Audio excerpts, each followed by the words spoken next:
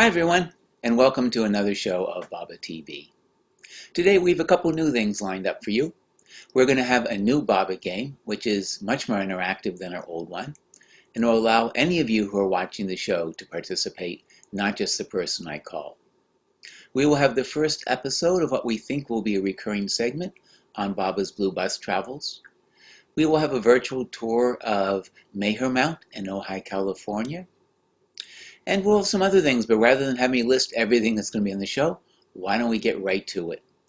And first off, we have a song from a couple in Australia.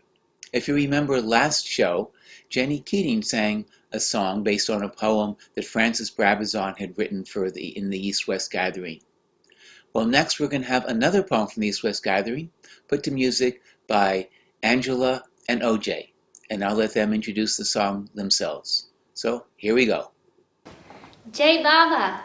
This is Angela and OJ from Mayher Road, Australia. We're going to play you a song that we've written for a poem of Francis Brabazon from his book The East-West Gathering. It's called The Moon Was Low.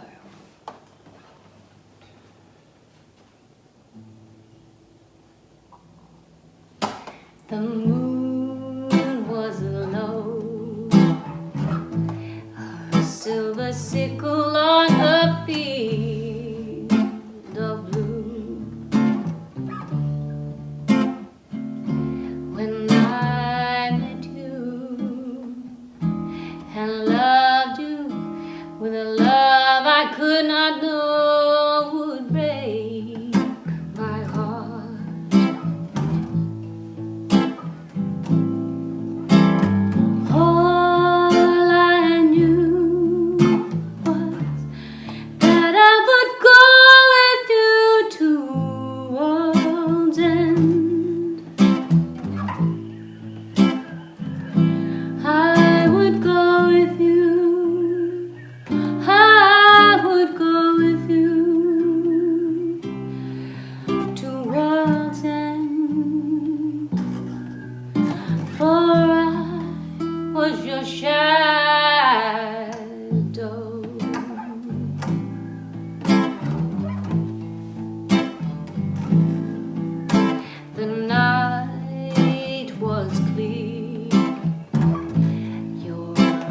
Stars within 2 drops of dew. When I met you and loved you with a love that had no fear, though it broke my heart.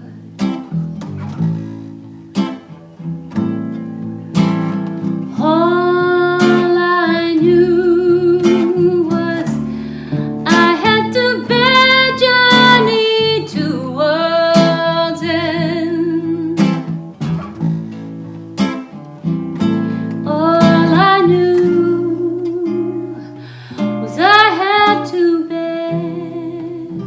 just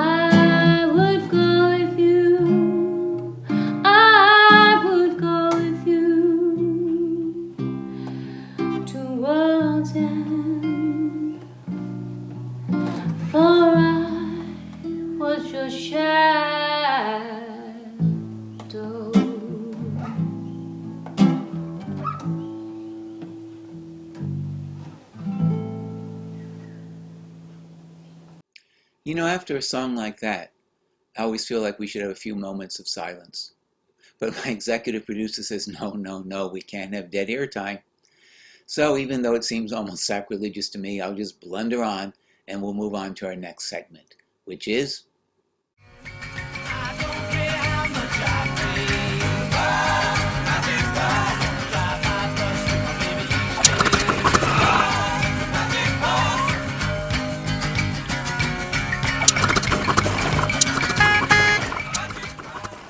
yep, our new segment on the Blue Bus. Now, the Blue Bus was a bus that was built by the Hiroshima Motor Works for Baba in 1938. It was built to accommodate maybe 16 people, and on its first trip, which began in December 1938, there were actually 23 people on the bus. There was Elizabeth, who was driving, and Erich and Kaka in the front seat. And then there were Baba and 19 women, Mandalay, in the back, crowded in there. And I do mean crowded. You've seen the picture of how much luggage was on top, and there was an inordinate amount of luggage inside as well. Because in addition to all the bedding rolls and cookware and everything inside, there was also sort of essential items that the women kept in smaller bundles, which were kept inside the bus so they could get to them. So it was difficult to even get into the bus and get to your seat. And then, of course, there was Walu, who had badly burned her legs before the trip, and Baba insisted that she had to come. So she had to sit with her legs stretched in front of her because they were badly burned and blistered. And when they got to where they were going to stay for the night, she'd be carried inside. So it was quite an interesting trip, to say the least. According to Kitty, Baba had three main purposes for the trip. One was to do must work, and Baba did a lot of must work when they traveled. They traveled north, south, east, and west in India for the better part of 2 years. Baba did a lot of must work. Also, Kitty said that part of the object seemed to be visiting historic places and religious shrines and the dargahs of saints and so on, possibly so Baba could recharge the spiritual atmosphere, because it tended to get polluted after centuries of people going there and dumping their, shall we say, non-spiritual desires in such places. And then another thing Baba was doing was looking for a universal center. He spent a lot of time looking for centers in India and elsewhere. And then, of course, there was another aspect to the trip. Elaine Billow, who was on the trip, at least for part of it, said, as far as she could figure out, since none of it made any sense at all, they thought they were supposed to be going sightseeing, but even when they saw something, they would see it late at night when they had no interest in seeing it, or Bob would make them run through the zoo or the museum, so they really didn't have a chance to look at anything. And it never made any sense to her at all what they were doing. She decided that really what it was all about was a crash course and trying to get along harmoniously. And of course, Baba didn't make this easy. For example, I've already told you how difficult it was to get in and out of the bus because it was so packed. But they would, with great difficulty, get themselves in and get settled. They'd be driving along. And suddenly Baba would decide that they should stop and look at something. So with great difficulty, they'd manage to get themselves out of the bus, and they'd stand by the side of the road, and Baba would point out to the fields in front of them. And as far as they could tell, it was the same fields and bullocks and crops that they hadn't seen for hundreds of miles. And they really didn't understand what it was that Baba wanted them to look at. But they would look at it, and then Baba would clap and say, okay, now get back in the bus. And then that whole long, laborious, and difficult process of trying to get themselves in and settled began again. And just to make things worse, as the travels went on, they got more and more people in the bus. At one point, they had a baby who spent a good deal of time crying in the bus, which drove some of them, especially Narina, a little bit crazy. Elizabeth brought her dog along, and when the dog had to piddle, since they couldn't stop the bus whenever they wanted to, they would just hold the dog out the window. But the problem with that is if the windows were open, the urine would come back and splash the people in the back of the bus in the face. But if they closed the windows, then it was so hot and suffocating, they didn't really think they could breathe in there. So they really had a Hobson's choice. They didn't know what to do. If they rolled the windows down so they could get some air, there was so much dust that came in. Katie said they had to wrap themselves in scarves and leave a tiny little slit for the eyes so they could see. And their faces even so would just be absolutely white, caked with dust. So it was quite an ordeal all the way through.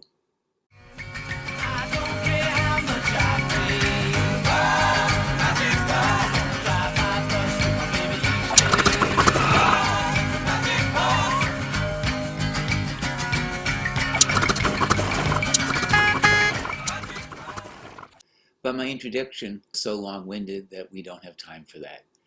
So we'll start the actual Blue Bus tours next month. Now, well, we all know by now what that means.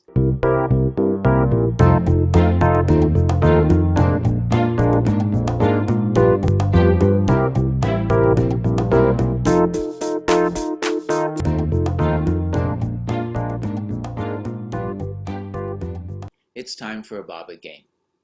But unlike our last games, we're trying something new this time.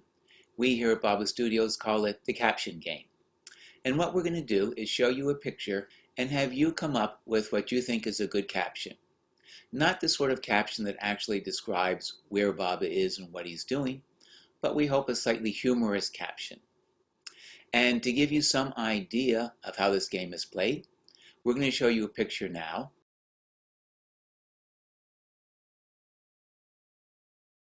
And now we're going to tell you the three captions we've come up with. The first one, caption A, is 3, 2, 1. Ready or not, here I come. And caption B is, as God, he's omniscient, but as man, Baba doesn't know that I'm hiding here. And caption C is this what they mean when they say you can't see the forest for the tree? No, I don't expect you to remember all those captions. So here's a slide where you see all three captions.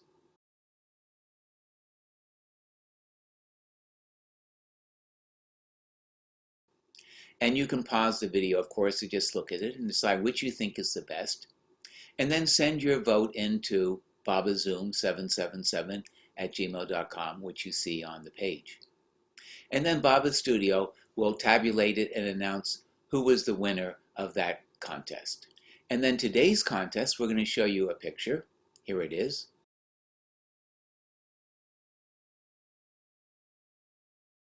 And we want all of you to come up with captions and send them in.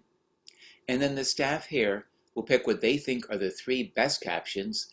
And on the next show after that, they'll tell you the three captions. And again, you get to choose on that for the ultimate winner. So I think that's pretty clear. And I hope it'll be fun. We enjoyed looking at pictures and coming up with captions. And I hope you do. Now, I guess what we're going to do now is go on a tour of Mayher Mound. As I said, one of the purposes of the Blue Bus trip was to find a center for Baba in India. And in 1941, he sent Narina and Elizabeth to find a center for him in the United States. And they traveled all across the country, and they went to California, they went to Ojai, California, and they met Krishnamurti, they met Rabia Martin in San Francisco. Rabia Martin, actually, who was head of Sufism, offered her property, and they met most of the conditions, but not all of them. And eventually in 43, they found Myrtle Beach, and in 44, they began the purchase of Myrtle Beach, which Baba approved of. Meanwhile, Jean Adriel and Alexander Markey continued to look for property for Baba in California. And they bought 500 acres right outside of Los Angeles to have for a center for Baba's work, which they were going to inaugurate in 1945. But Baba apparently had sent instructions that his center should not be within 1 to 2 hours of a major city, and since this was right outside of Los Angeles, it didn't fit the bill. So they continued to look for property. And one day, driving around looking for property with Agnes Barron. Agnes Barron was not a Baba lover, but she knew about Baba because she had helped Jean Adriel edit her book Avatar. And it was actually Agnes Barron, when they were traveling, who spotted some land and said, let's go investigate that. And then climbed over a fence to inspect the land. And it was a wonderful site on top of a mountain. And they decided to buy it. And so Alexander Markey and Jean Adriel sold the 500 acres. And they bought the 175 acres, which they christened Mayher Mound in 1946. And that's where we're going to go now. Jai Baba, and welcome to Mayher Mound. I'm Christina Soma. And I'm Robert Turnage. And we are caretaking Mayher Mound for a few weeks this summer of 2020. Mayher Mound is 172 acres of native oak and walnut woodland near Ojai, California. This land sits astride a mountain ridge 2,500 feet above sea level. To the southwest, one can see the Pacific Ocean. To the north, the upper Ojai Valley and the Topa Topa Mountains, 6,200 feet high. This property was originally dedicated to Baba in 1946. Baba was on his way to visit Mayher Mound in 1952 when his cross-country journey was halted by his car accident in Prague, Oklahoma. 4 years later, on August 2nd, 1956, Mayher Baba finally visited Mayher Mound, blessing it for all time with his presence. That day, Baba said, "I love Mayher Mound very much and feel happy here." Ever since, Mayher Mound has been a place of day pilgrimage for Baba lovers and a beautiful place of introduction for many hearing of Baba for the first time. Let us give you a brief tour of several Mayher Mound touchstones. First, here is the Visitor Center and Caretaker residence. This building, for safety reasons, is closed during the COVID-19 pandemic. However, the extensive outdoor grounds of Mayher Mound remain open to visitors every Thursday through Sunday from 12 noon to 5 p.m. Here we are at a special place for Baba lovers. This chimney is the only artifact that remains from Baba's 1956 visit. It was part of the guest house where Baba spent much of the day. That house and other structures burned down in a 1985 wildfire. This is a quiet spot for people to sit and remember Baba. Baba, escorted by Mayher Mound's caretaker Agnes Barron and followed by dozens of his lovers who were here that day, walked across this meadow to a centuries-old coast live oak, tall and with a spreading majestic canopy. Agnes said, "Baba, I've always called this your tree." Baba went under the great spreading canopy and sat down on the bed of dry leaves. He signaled that no one else should sit down. During a moment of silence, he made a sign that he was happy. Baba's tree was severely damaged by high wind and flames in the 2017 wildfire that came over the ridge and eventually burned 440 square miles between here and Santa Barbara. A portion of the tree has come back to life and has been carefully nurtured with the help of a consulting arborist. Small seedlings from the tree's acorns have started new growth around the tree. Baba continued towards Avatar's Point and admired the view. To the southwest is the Pacific Ocean and the northern Channel Islands. Turning to the north, one sees the Topa Topa Mountains, rising to over 6,200 feet. At Mayher Mound, Baba said, "Now go out and see the view and try to love Baba through nature. This is all due to my love, this whole creation. This nature, all the beauty that you see, all came out of me." We here at Mayher Mound welcome you to visit and love Baba through nature and this sacred space. For more information, please visit our website at mayhermount.org. Now, Agnes Barron lived on the property and was its caretaker for decades. Baba nicknamed her Agni, which means fire. And according to those who knew her, she was a fiery personality, although soft on the inside. But she was very honest and straightforward and frank to the point of maybe being tactless. She did not suffer fools gladly or those who flouted their spirituality. And this sometimes brought into conflict with other Baba lovers. As we will hear in the story, Sam Irving, who's actually president of the board of directors of Mayher Mound now, and who knew Agnes, is going to tell us. So I said to Agnes, I've been reading Lord Mayher, and I know it's from The Awakener originally about Baba's visit here, and that moment when you were talking with Baba and saying how you couldn't love everybody, and Adi said to you, and then she stopped me and she said, "Stop." She said, "Listen, young man, it wasn't Adi who said it to me. This is what happened. I said, Baba, you know, I had just gotten into a little argument with somebody, and I came over to Baba and I said, Baba, I can't love everybody. What am I going to do about it? And you say you have to love everybody." And Baba said, with Adi translating, "Agnes, you love everybody. You just don't like everybody." And I said, "Oh, okay, I can do that." Well, it's nice to know that we don't have to like everybody. Of course, the difficult part then is trying to love them. Oh well, no one ever said life with Baba was going to be easy. So you may remember if you watched show number 2 that I had the idea of having people all around the world sing Begin the Begin. And we started off with having 8 people from America sing the first 2 lines. And I was hoping to get 8 people from Australia to sing the next 2 lines. Well, that didn't happen. But it doesn't seem like we're going to get 8 people, so I'm going to show you the people that we did get from Australia singing the next 2 lines. And I'm hoping as we go forward that more people will be willing to sing lines and send them in to us. In fact, I'm hoping in general we get more contributions from people. We had a wonderful contribution sent in to us from OJ and Angela, but I'm hoping more people will send things in. But before we get to that, let's show the Begin the Begin.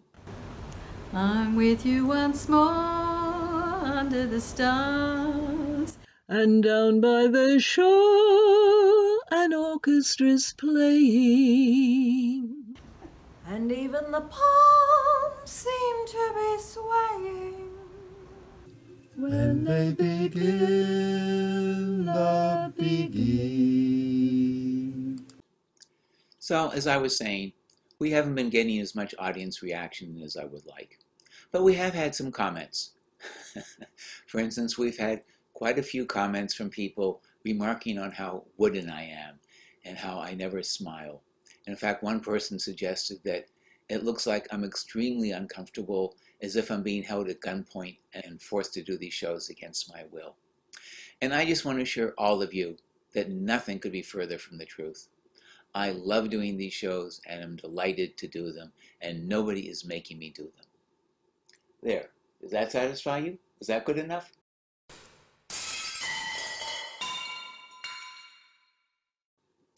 Okay. Well, I guess that wraps up the show for this month.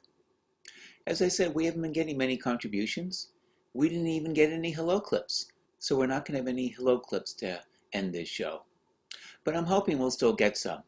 So send yours in. We're looking for, 2, 3, 4 second clips that just says, "Hi, this is," and you give your name and where you're from.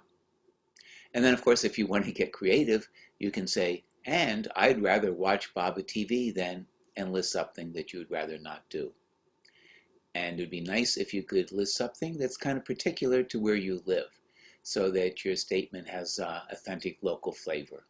Anyway, I'm hoping we'll get more of that, and that the hello clips will continue to be a feature on the show. So anyway, I guess that... Oh, what have I done now? Okay, let me see. Yeah. Well, I didn't think I had to because they said the right thing. Okay, I'll make it clear. And what? You doing that now too? No, you're right. That is embarrassing. Okay, I'll let everybody know. Thanks a lot. Well, as you may have guessed, that was the research department. And they had 2 corrections already on the show they wanted me to make. One was earlier I had mentioned the 175 acres property at Mayher Mound. And as the caretaker said, the actual number is 172. 172 acres at Mayher Mound. But then the other thing they corrected me, and this is a little embarrassing, they corrected my English. Apparently when I was talking about Agnes Barron, I had said how she didn't particularly like people who flouted their spirituality. And of course, what I meant to say was flaunted their spirituality, not flouted. So she had a little trouble getting along with people who flaunted their spirituality. Well, I didn't know the research department actually looked into English usage, but apparently someone out there is pretty sharp. I suspect it was my wife, but we won't get into that now. So I think that does wrap up the show, and thank you all for watching, and we'll see you next month. Happy trails to you until we meet again. Happy trails to you. Keep smiling until then. Who cares about the clouds if we're together?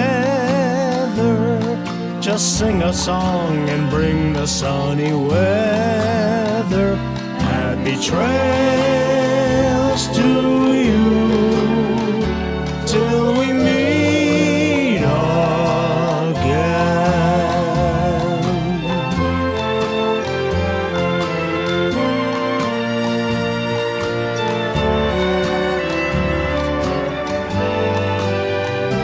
Happy trails to